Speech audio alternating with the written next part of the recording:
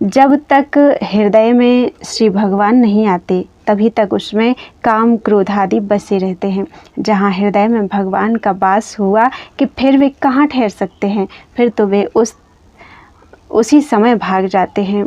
हृदय में तो भगवान का ध्यान हो और सब शरीर में पुलकावली हो जाए, जिह्वा से नाम का जप हो, नेत्रों से धारा बहती हो, इससे बढ़कर भक्त का और क्या शौक हो सकता है, सौभाग्य हो सकता है। मैं एक बार ब्रज के जंगल में विचर रहा था। एक महात्मा के दर्शन हुए। मैंने उन महात्मा जी से पूछा कि अपना कुछ अनुभव कहिए। तब उन्होंने बड़े प्रेम से हाथ ऊंचे करके यह दोहा कहा, हाथ उठा के कहत हूँ, कहा बजाऊं ढोल, श्वासा खाली जात है, तीन लोक का मोल। सत्संग, भगवत सेवा, श्रीमद् भागवत का पाठ, भगवान नाम कीर्तन, ये चारों भगवत प्राप्ति के साधन हैं। भजन निरंतर होना चाहिए। यदि उसमें एक का भी व्यवधान होगा तो कई दिनों की संचित पूंजी चली जाएगी।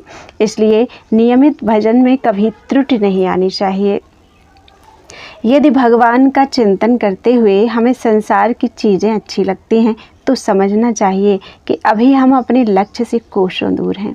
जब संसार की बढ़िया से बढ़िया चीज़ को देखकर भी हमें घृणा हो तभी समझना चाहिए कि कुछ भगवत अनुराग हुआ। भगवत भक्त को तो सभी चीज़ें तुच्छ दिखाई देनी चाहिए। भक्ति और ज्ञान की प्रतिक्षण वृद्धि होती रहती है, परंतु हमें मालूम नहीं होती। एक माला जपने पर भी भक्ति बढ़ती है। यदि कहो कि ऐसा मालूम क्यों नहीं होता, तो इसका कारण यह है कि जीव अत्यंत भूखा है। इसी से उसे थोड़ा भजन करने पर उसका कोई प्रभाव नहीं जान पड़ता।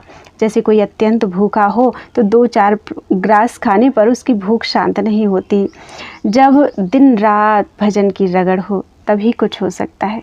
दिन रात भजन करना तो मानो रात दिन विषयों से युद्ध करना है। हम हंसना रोना भी तो नहीं जानते। यदि हमें हंसना रोना आता तो हम प्रभु के लिए हंस रोकर उन्हें प्राप्त कर लेते और इस प्रकार हमारा काम बन जाता।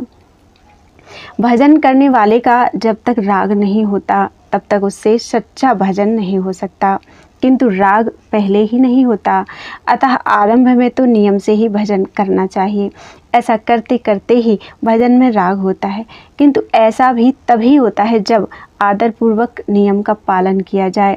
बेगार समझकर जैसे तैसे नियम पूरा करने से कुछ